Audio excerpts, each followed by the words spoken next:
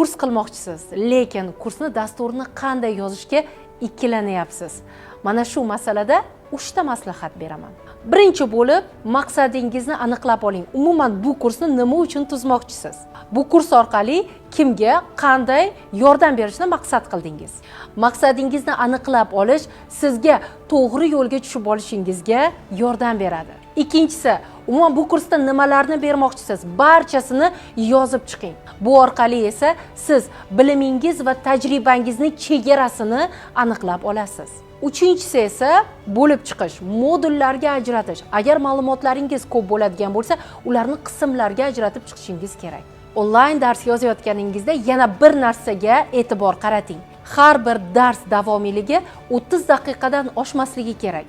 30 daqiqadan oshib ketsa, auditoriya charchashni va diqqatni yo'qotishni boshlaydi. Onlayn kurslarda yana ham ko'proq foydali ma'lumotlarga ega bo'lish uchun sahifamga obuna bo'ling.